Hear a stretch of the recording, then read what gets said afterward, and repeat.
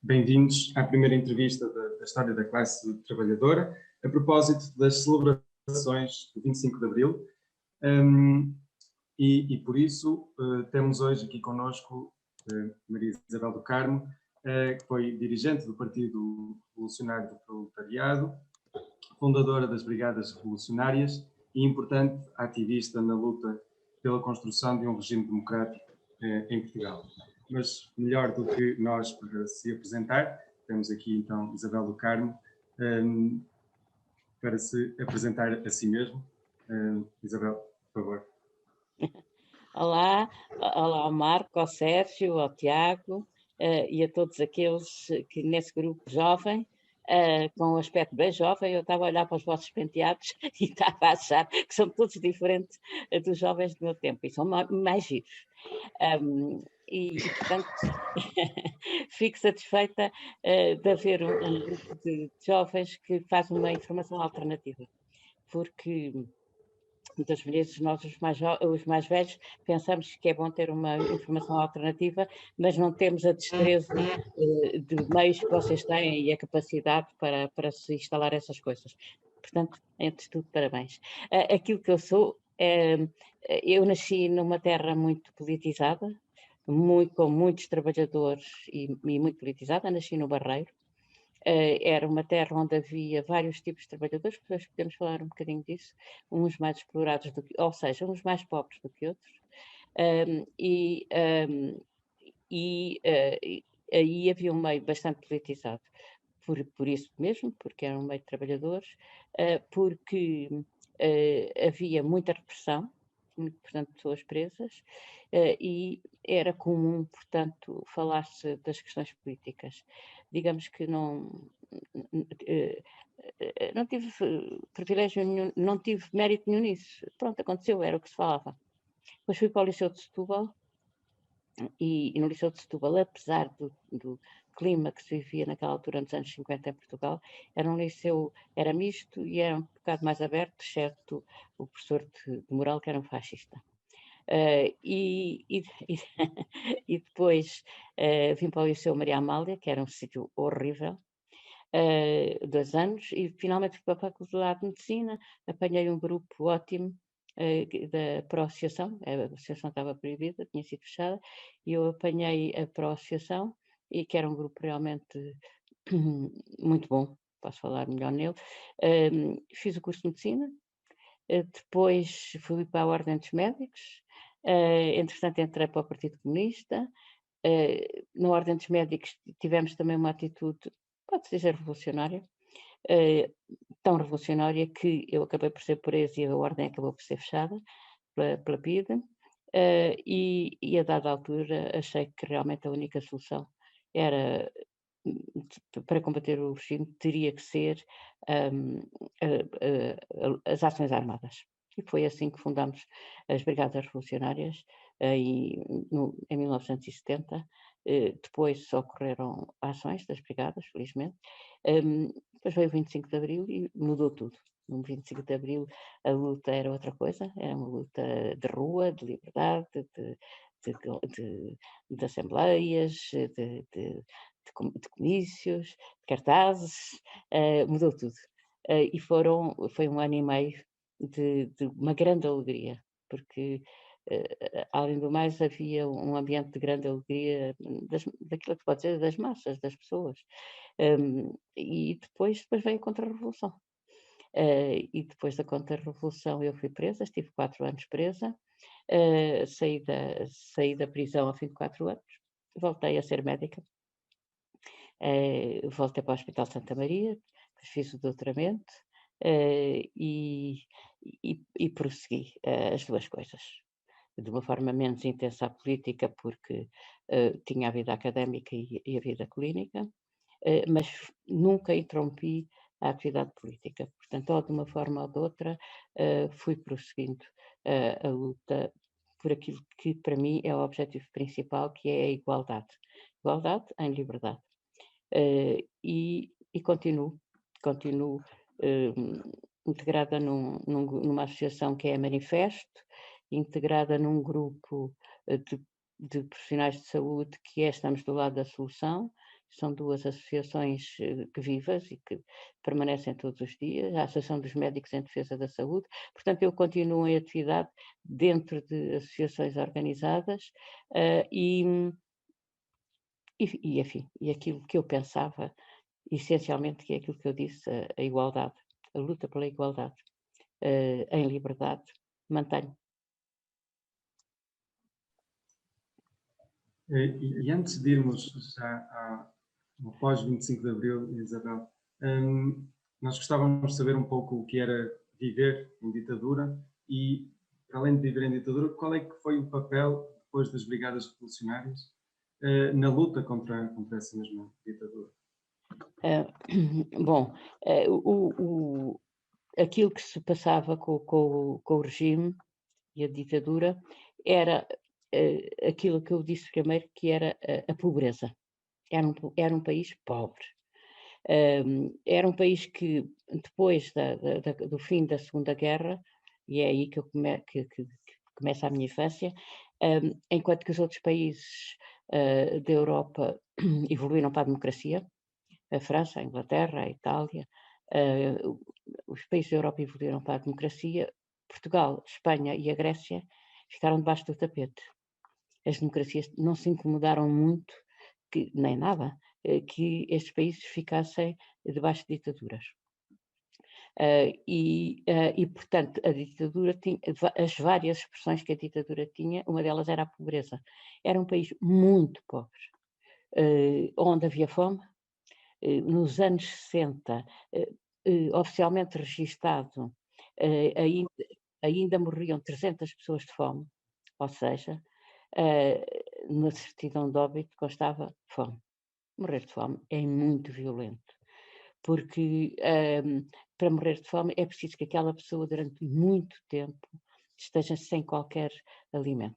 Portanto, era um país onde havia fome a sério, e onde havia uma zona que não era de fome para morrer, mas era de enormes necessidades, e onde as pessoas tinham uma alimentação resvés com a fome. Tinham pão que nunca era, agora chama-se-lhe saudável, porque é mistura, mas de facto, naquela altura, o pão branco, chamado pão branco de trigo, era reservado para os ricos e o pão escuro era para os pobres. Felizmente, era um pão mais completo. Mas não era isso que as pessoas pensavam.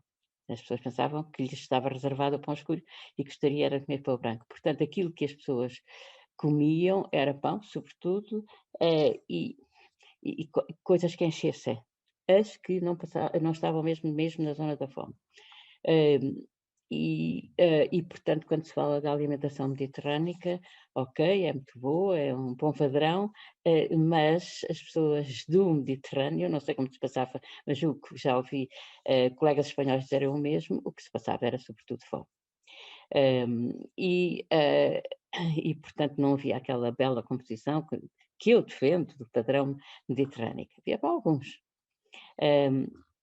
Portanto, é uma situação social de fome mesmo, de trabalho intenso, porque no campo não havia horários de trabalho, pois a luta pelas 8 horas de trabalho foi muito dura, é conhecida, a luta no Alentejo, que levava à intervenção da GNR, que levou a uma morte. Portanto, a luta pelas 8 horas, e reparem que a luta pelas 8 horas de trabalho era uma coisa que se fazia nos Estados Unidos no século XIX. A data do 1 de maio é uma data do século XIX, dos mártires de Chicago, que foram enforcados por causa de lutarem pelas 8 horas. Mas isso pensava-se muitos anos, assim, fazendo de cor 70 anos antes, para aí. E em Portugal, no entanto, as 8 horas de trabalho não existiam em relação aos campos. Nas fábricas existiam, mas os salários nas fábricas eram e são muito baixos. E, portanto, se nós dizemos que agora em Portugal, neste momento, há 20% de pobreza, naquela altura, vejam bem a enormíssima quantidade de pobreza que havia. No Barreiro havia 3 tipos de operários diferentes, que não se pode falar de uma forma global da classe trabalhadora. Aqueles que eram mais pobres, passavam mais fome e que eram mais humilhados, eram os do Rio, os trabalhadores do Rio, porque os transportes eram muito no Rio Tejo e no Coina, havia fragatas que transportavam cortiça e havia, portanto, o pessoal do Rio que carregava e descarregava, que transportava as cortiças para as carroças, o pessoal que depois levava as carroças às fábricas de cortiça, esse era o pessoal mais pobre.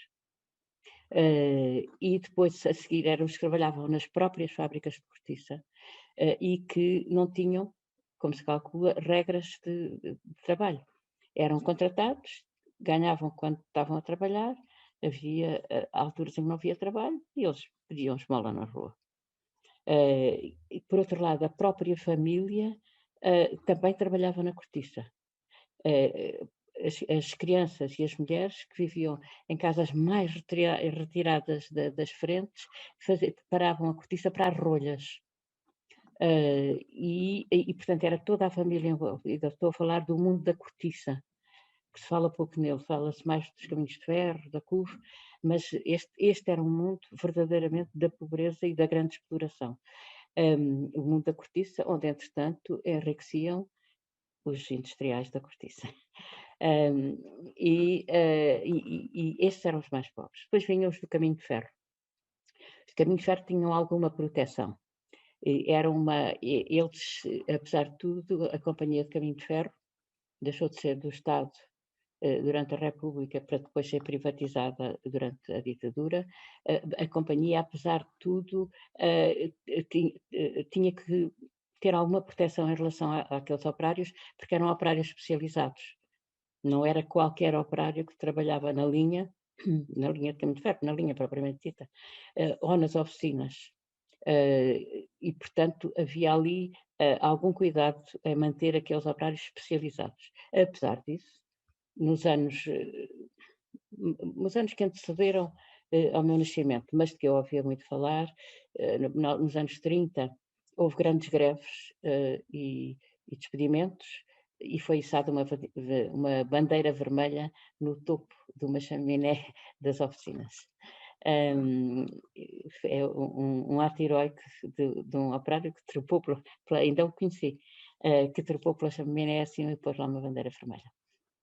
As lutas de caminho de ferro localizaram-se muito nessa altura. Depois houve operários de caminho de ferro que foram para a Espanha e integraram as brigadas internacionais. As lutas depois passaram um bocado para a CUF. A CUF foi estabelecida ali pelos Melos, pelo Alfredo da Silva e depois a sua ligação com os Melos, era uma indústria mais desenvolvida, talvez fosse naquela altura a indústria mais desenvolvida em Portugal, com grande proteccionismo, porque mesmo dentro da indústria a liberdade de fazer fábricas era muito controlada pelo Estado, o Estado controlava a indústria, os tais capitães da indústria. Na CUF, que aparece atualmente como sendo uma fábrica onde o tal Alfredo da Silva protegia muitos trabalhadores e fazia coisas muito boas, cantinas e outras coisas, não era bem assim. Quer dizer, havia uma parte dos trabalhadores que, de facto, beneficiava dessas coisas e tinha alguma estabilidade, mas havia aquilo a que se chama os balões. Os balões eram despedimentos coletivos. E as pessoas revoltavam-se contra os balões e havia cargas de polícia em cima das pessoas. Portanto, a CUF que aparece enaltecida com a sua chefia do Alfredo da Silva, por trás disso há todo um clima de repressão e de despedimentos. Infelizmente não houve no pós de 25 de Abril, no Barreiro, que era uma terra com grande predomínio comunista, não houve coragem de desconstruir essa imagem. Manteve-se a estátua a Alfredo da Silva no meio da cidade, manteve-se o nome de Alfredo da Silva, aliás, mudou-se o nome de uma das avenidas para Alfredo da Silva e hoje, no que resta de edifícios da CUF, está lá uma coisa, do ponto de vista arquitetónico horrível, que é uma homenagem, uma estátua parece um mausoléu, Alfredo da Silva. Portanto, a personagem Alfredo da Silva e a CUF não eram aquilo que se diz. E isto é interessante para mostrar também o retrato do capitalismo, porque não há capitalismo bom e capitalismo mau. O capitalismo é a acumulação de riqueza através do rentismo, de rendas e da exploração de trabalho. E mais nada. É assim.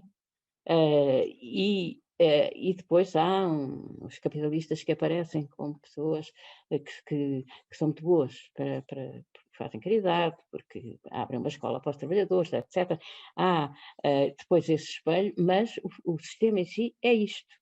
E isto inclui haver desemprego, porque sem desemprego não se consegue manejar os salários, não é? Se não houver balões a desempregarem, não se consegue pagar menos aos que lá estão. É a regra. Infelizmente, esta análise, nesta mesma perspectiva, não existiu. Pelo menos no Barreiro não existiu e foi pena. Portanto, temos aqui várias classes trabalhadoras que sofriam umas de pobreza, outros eram aquilo que se chamava, é uma palavra muito típica do período da ditadura, remediados. Os remediados conseguiam sobreviver, mesmo à tira, as crianças compravam os sapatos por ano, havia ali um clima de remediado. E nos campos era pior, nos campos ao sul do Tejo era pior, ao norte com a micropropriedade as pessoas provavelmente não tinham fome, mas contam-me que nas aldeias, que em algumas aldeias, os assalariados tinham muito pouco para sobreviver, mesmo no norte, e mesmo no Minho, onde havia aquela propriedade pequena. Nas beiras, por aquilo que eu ouço, e eu tenho registado um bocado isto, as pessoas também sobreviviam com os campos, os pequenos campos que tinham, onde ter um porco já era uma riqueza e que dava alguma carne para durante o ano, mas para chegar a ter um porco, ou seja, para comprar um porco, fruto das outras coisas que produziam e vendiam na feira, era um passo grande. Eu estou a fazer esta descrição porque me parece-me que é uma descrição necessária para nós sabermos o que é que se passava antes, não é? E depois disto tudo havia a repressão. E a repressão era de muitas maneiras. Havia a censura, portanto, nenhum jornal publicava sem ir à censura. É muito difícil, eu às vezes mesmo aos meus filhos, e aos meus netos são pequeninos, mas aos meus filhos tento explicar isto, os jornais são diários, e diariamente aquilo, e não havia rotativas, era impressão à mão, com chumbo, letra a letra. Depois é que apareceu nas rotativas e era um bocadinho mais rápido. Letra a letra, com chumbo, e os jornais diariamente eram feitos, iam à censura, a censura cortava, aparecia com o lápis azul a cortar, e depois os jornais, aqueles buracos que tinham o lápis azul, que tinham sido cortados, tinham que ser preenchidos por outro texto. Isto era todos os dias. O que acontecia era que isto acontecia em todos os jornais e todos os dias, mas claro que os jornalistas evitavam ter estes buracos com o risco azul, porque sabiam o que é que isto constituía, ir encher aquele buraco.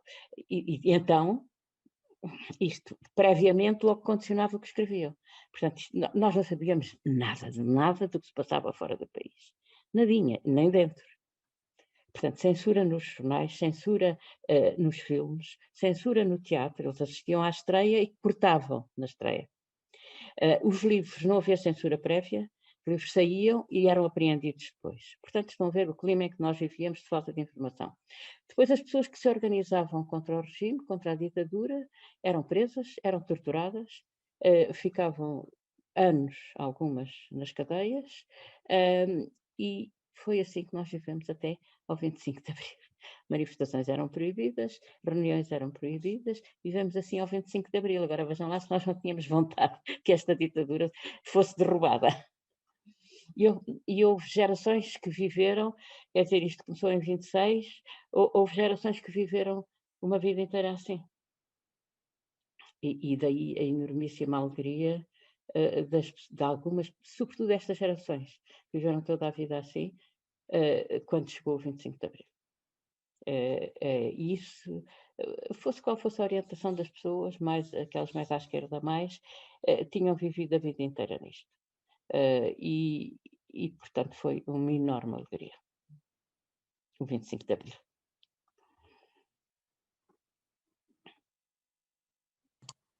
Se calhar então, pronto, e dentro desse clima de repressão,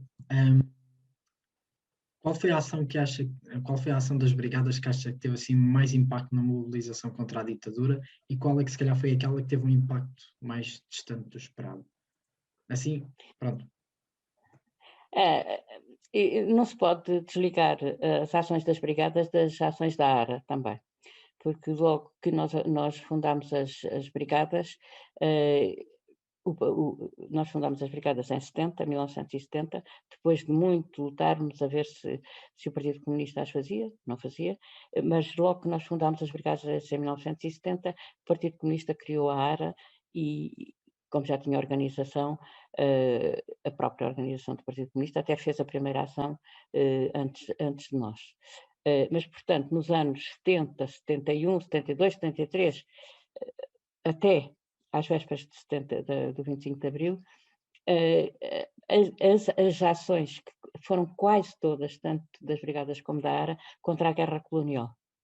E isso, de facto, afetava muito o regime, porque estava a dar-se uma guerra, a guerra colonial, e isso significava que eles não prometiam a independência das colónias e sacrificava também a ida de todos os jovens da vossa idade, vocês, em vez de estarem aí, estavam nas colónias, sem comunicação, porque não havia estas comunicações que nós temos hoje, nem sequer havia telefones nos sítios para onde eles iam, não é?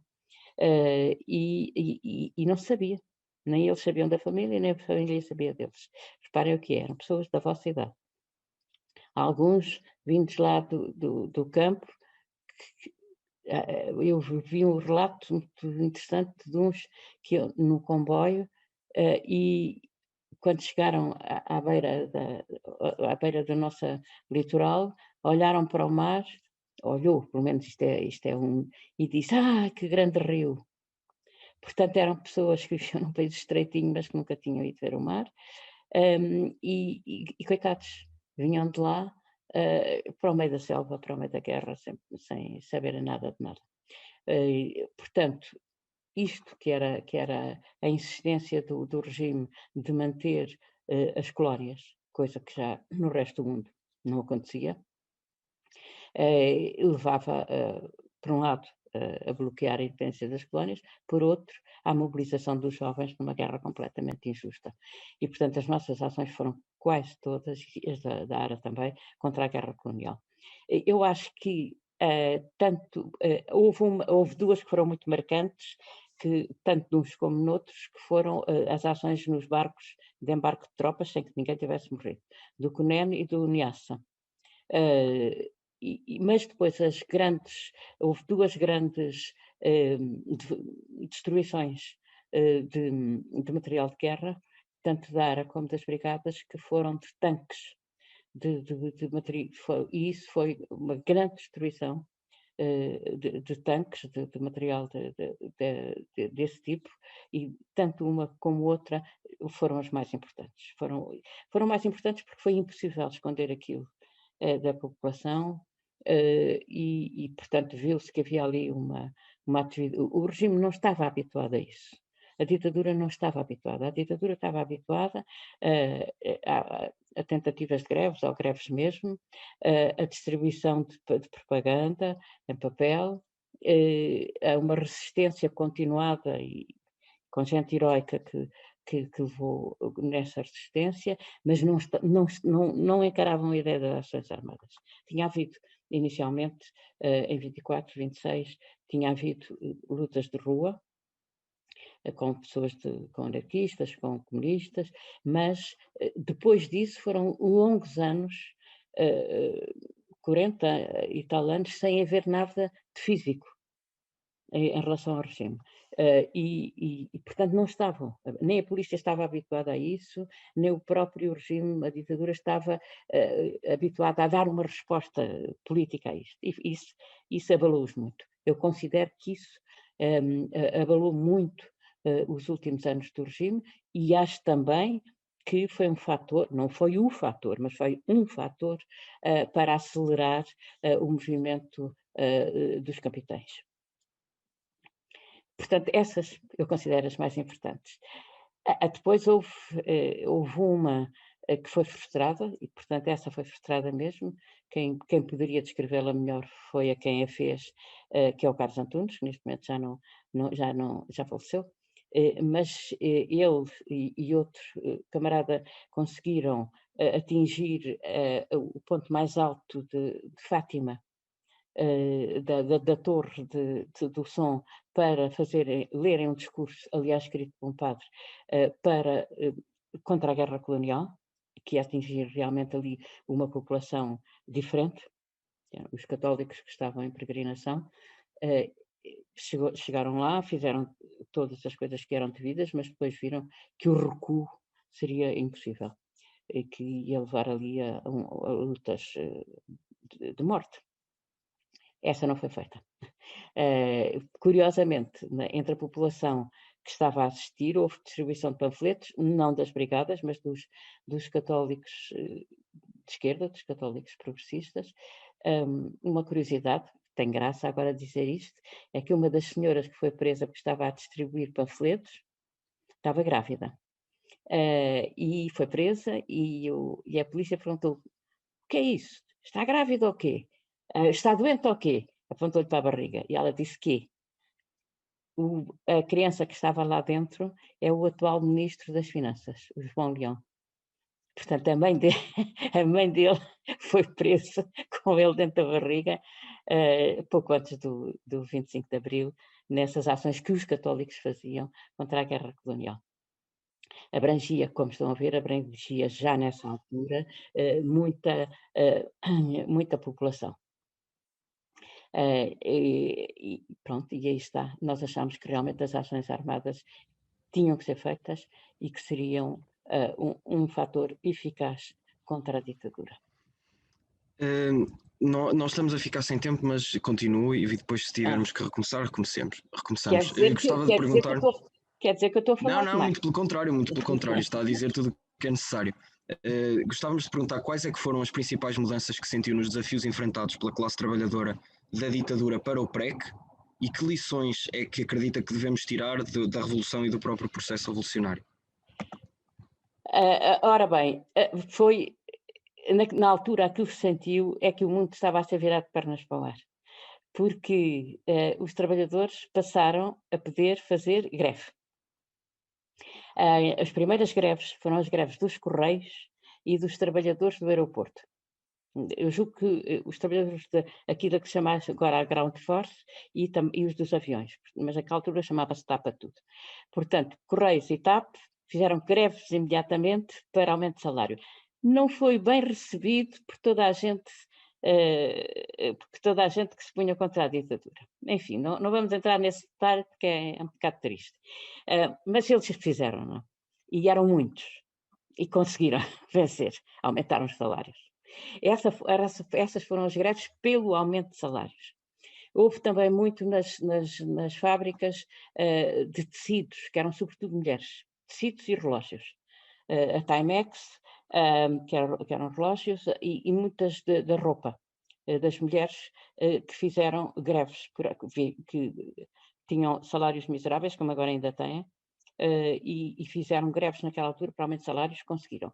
Depois houve outro fenómeno, que foram os donos de fábricas que fugiram, abandonaram as fábricas, sem pagar aos trabalhadores, claro, e houve ocupações de fábricas. Houve ocupações com tentativas de produzir à mesma e, portanto, conseguir produzir em termos coletivos. Falharam muito essas tentativas. houve dificuldades. Podia ter havido, se não tem vindo a Contra-Revolução em 75, havia perspectivas no quinto governo, no quarto governo, em que os ministros eram mais à esquerda que em qualquer outro governo. Houve tentativas de... Eu estou aqui com dúvidas se foi o quarto, se foi o quinto. Foi julho, agosto de 75. Haveria, se não houvesse a Contra-Revolução, tinha havido possibilidade de formas de gestão, de fábricas grandes, então, coisas importantes e já com outra dimensão, outra escala. Isto era ministro da Economia, o Cravinho, que é pai do atual ministro da Defesa, que é pai, pois, do atual ministro da Defesa. Houve ali um período em que ele era ministro da Economia e que tinha um secretário de Estado que era um homem muito para a frente do ponto de vista económico, e em que tinha sido possível instaurar gestão coletiva com participação dos trabalhadores, em uma escala já importante. E eu digo isto porque muitas vezes fala-se daquele período, a direita fala daquele período, como se fosse a bandalheira geral, o descalabro, o caos. Não, houve tentativas sérias, mas muito sérias, de organização coletiva, de gestão coletiva. Estou a falar destas fábricas, nomeadamente a SAPEC, que era já uma escala grande, da produção naval, da Legionave e da Setnave,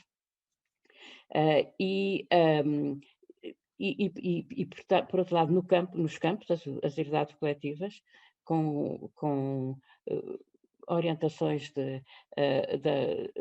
organização agrária sérias, com o professor de agronomia, o Fernando Batista, em relação às fábricas de um que foi secretário, e o Fernando Batista, julgo que também foi secretário de Estado, o secretário de Estado da Economia, que era o Martins Pereira. Estou a lembrar-vos nomes porque são nomes que devem ficar, porque, ao contrário de mim, que andava na rua, não é? Que andava na rua, que proclamava, que aparecia, que apelava à revolta, houve homens mais discretos, homens e mulheres mais discretos, que fizeram tentativas sérias que podiam ter sido vitoriosas, ao contrário do que diz a direita, organizadas, e essa história faz-se, não é? Essa história tem que se fazer. Estávamos, portanto, aqui a falar já da gestão coletiva dos trabalhadores. Tudo isso com a Contra-Revolução acabou. Pronto, então nós queríamos só fazer-lhe então mais duas perguntas. Uma que era, pronto, depois da Revolução do 25 de Abril, que motivos a levaram a considerar necessária a continuação dessa luta armada, então, depois já do 25 de Abril? Mas eu não considerei a continuação. E fui eu até que redigi o comunicado logo no dia 25 de Abril, e nessa altura escrevemos, quer dizer, era coletivo, que acabava a luta armada. A luta armada acabou. As ações armadas acabaram. No dia 25 de Abril a luta era outra, era em liberdade. E aquilo que a partir daí nós fizemos foi realmente o apoio às ações que eu descrevi, às fábricas, aos campos, as reuniões de politização das pessoas. Fizemos uma universidade proletária na Avenida 5 de Outubro, ocupámos um palacete e fizemos uma universidade, onde havia aulas de várias coisas, até esse secretário de Estado que eu falei ia lá falar de economia. Portanto, as lutas foram outras, não houve ações armadas, não houve. Nem havia necessidade, e seria um disparate de ações armadas naquela altura. Portanto, nós parámos as ações armadas. Foi o que aconteceu. Portanto, eu não só não havia necessidade, como considero que teria sido um disparate fazer ações armadas nessa altura. Atualmente, a direita gosta muito de dizer que fizemos, que eu incitei às ações armadas, mas não foi assim. Depois, em 70, mais tarde, em 77, 78, agora estou a ver aqui as datas, 77 talvez, houve uma organização que se formou, e que fez ações armadas, que foram as FPs 25, mas francamente não só as critiquei, como lutei contra elas, como acho muito mal as ações que fizeram. Foi outra coisa. Ok. E agora, Pronto. olha, diz. Ok. Só um segundo. Pronto. Pronto, e agora no seguimento então do processo revolucionário, queria perguntar que lições é que acha que nós podemos tirar para a atualidade do PREC? Pela sua experiência. Eu queria só acrescentar uma coisa ao que o Tiago está a perguntar e à pergunta do Tiago, que é não só do PREC, mas da contra-revolução, particularmente da contra-revolução e do que isso significou para a luta da classe.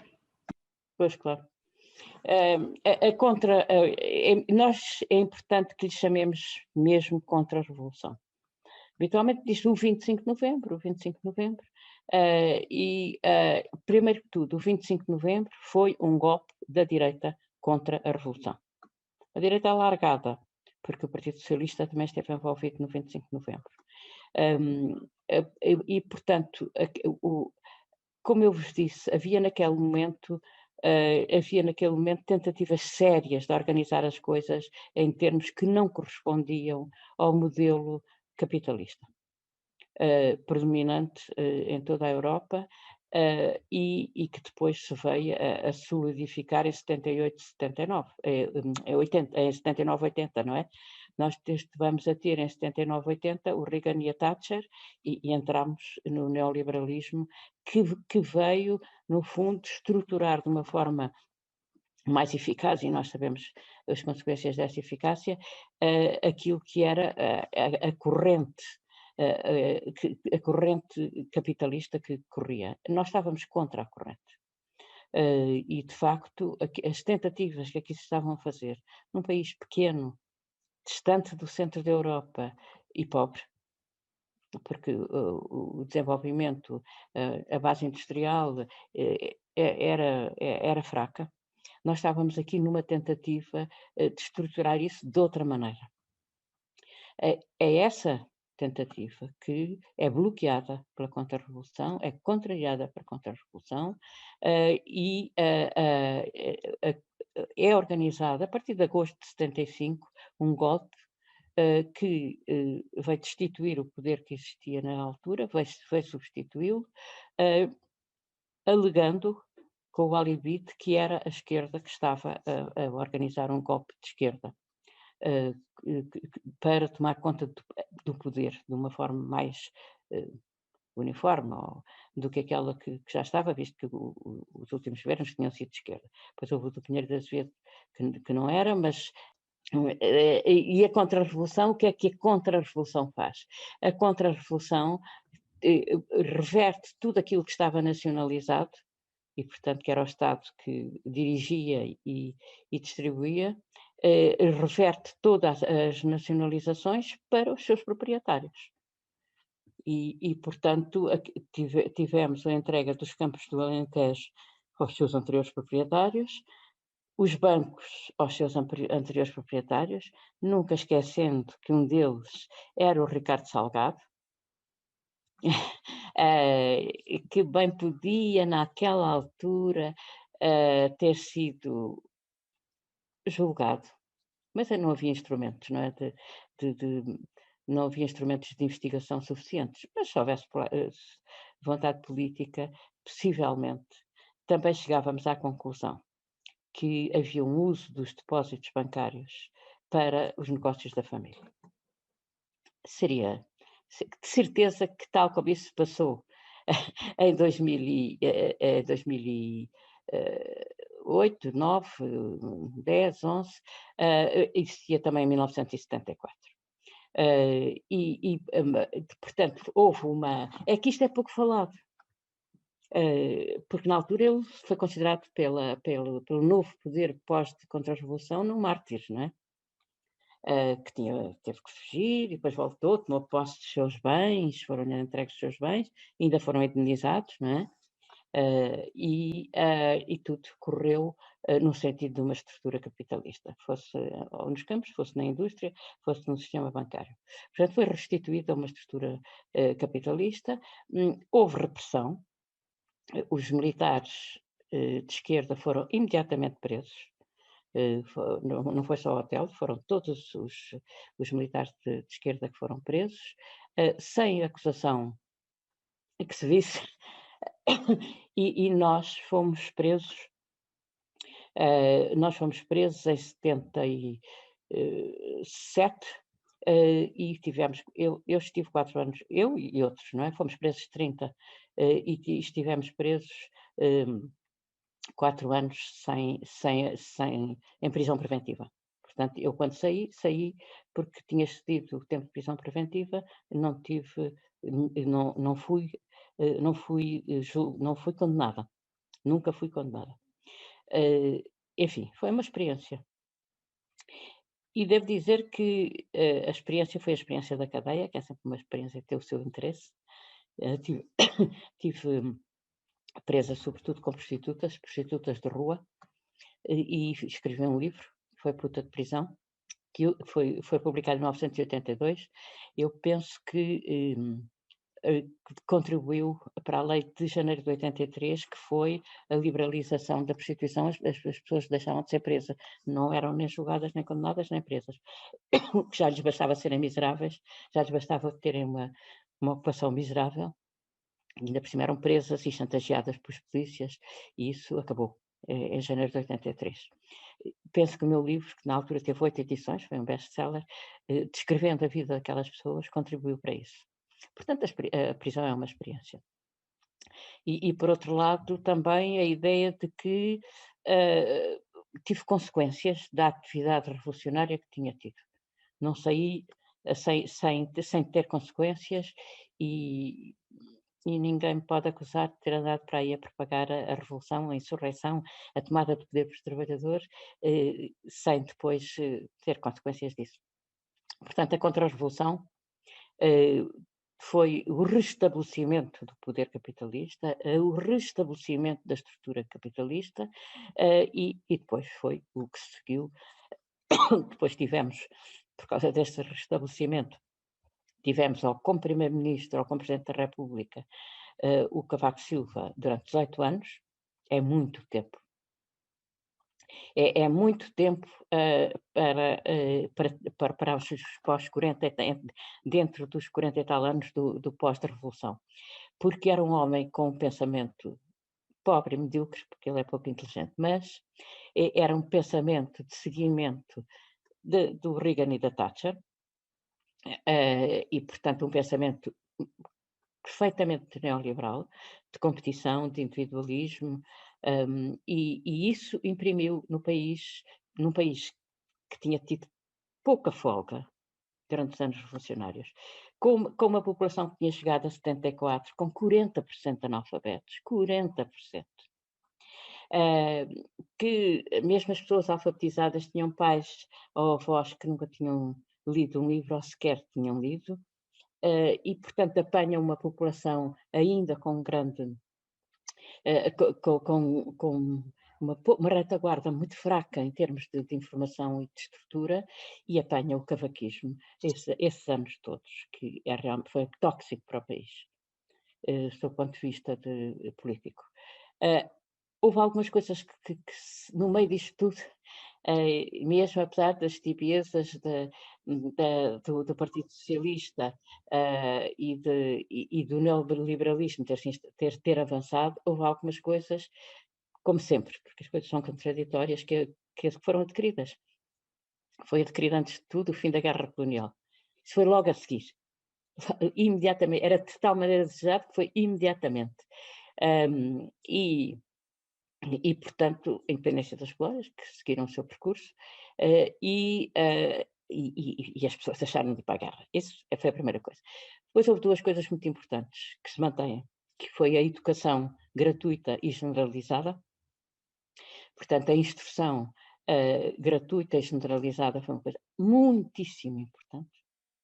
Vai levar tempo a que isto sedimente, sob o ponto de vista, a que apareçam os netos dos que tiveram a instrução, a iniciar a instrução nessa altura. Isto vai levar tempo a sedimentar, mas foi realmente fantástico. Educação gratuita, instrução gratuita para todos.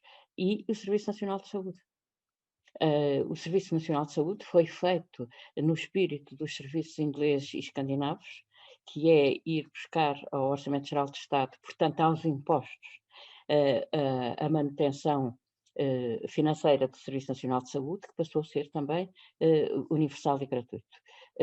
E como já vinha anteriormente com uma proposta de estrutura bastante sólida, o Serviço Nacional de Saúde, apesar daquilo que sofreu nos anos, sobretudo nos anos do penúltimo governo, do Passos Coelho, o Serviço Nacional de Saúde, como se viu agora na resposta à pandemia, tem uma estrutura sólida, com profissionais ao nível do melhor que há em todo o lado, e tanto médicos como enfermeiros, como o outro pessoal, com imensos problemas, sobretudo consequência desse período que foi abalado por uma lei de bases em que punha em concorrência com os privados.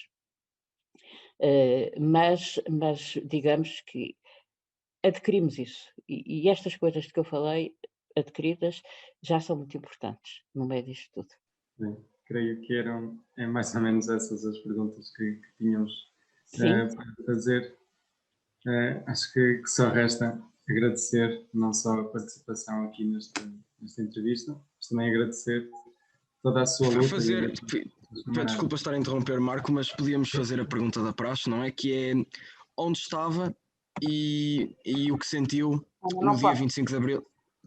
Onde estava e o que sentiu no dia 25 de Abril de 1974. Não pode faltar a pergunta da praxe. Eu estava clandestina, eu era clandestina, dentro das Brigadas Revolucionárias do Partido Revolucionário Proletariado. Estava numa casa no Porto, porque sendo no Porto, como eu vivia em Lisboa, como eu era do Sul, era menos conhecida, era uma cara menos conhecida, apesar disso eu passava o dia todo fechada. Estava confinada. Era um confinamento um bocadinho mais duro, porque coexistia com o medo. E afianço-vos que eu tinha muito mais medo da PIDE do que tive agora quando tive Covid e estive internada no hospital. Não tem comparação. E, portanto, eu tinha medo. Eu acho que todos nós tínhamos medo, fala-se pouco disso, mas tinha. E, portanto, no dia 25 de Abril, houve um camarada, nós tínhamos a tipografia clandestina também na zona do Porto, na Maia. Houve um camarada meu que ia à tipografia e viu muita tropa e pensou, alto lá, descobriram a nossa tipografia. Mas depois percebeu, viu a rádio e percebeu o que era. Também já havia alguns zunzuns, algumas coisas, informações de que ia haver qualquer coisa. E, portanto, ele vai ter comigo e diz-me, finalmente, há um movimento dos militares e estamos em liberdade. Foi uma alegria muito grande. Eu fui logo direto à tipografia fazer um comunicado, a dizer aquilo que vos disse, que acabava a luta armada, começava outra luta, era a luta em liberdade. E depois peguei no carro e vim para baixo para o sul, porque a minha filha era um bebê e estava no Barreiro com a minha família. As estradas estavam desertas. Eu conduzo pessimamente, isto é a crítica dos meus filhos, mas é mais ou menos verdade, e vim para aí fora, para a estrada fora. Coimbra ainda não se tinha entregue nesse dia, e vim para aí fora para ver a minha filha, que olhou para mim com um ar um bocado estranho. O que é que esta está aqui a fazer? E foi esse o 25 de Abril. Depois vim para as ruas, subi para cima dos tanques e foi uma alegria. Imagino. Estás a falar de microfone desligado, Sérgio? Exato. Estou a dizer para rematares, que parece-me que está muito bem. Se quiseres. Pronto, era agradecer pela entrevista, por esta extraordinária oportunidade de falar consigo e de partilhar um pouco da sua experiência. Foi um prazer enorme tê-la aqui connosco. Pronto, nem sei, até fiquei sem palavras, vou ser sincero. Muito obrigada ao Tiago, ao Marco e ao Sérgio. Para mim também foi um grande prazer. E espero que vocês continuem com toda a força, ok? Muito obrigada. Obrigado. E Obrigado, nós também. Até sempre, Então, até à luta, até sempre. Até à luta, vamos continuar. É assim Tchau. mesmo. Obrigadíssimo. Obrigado.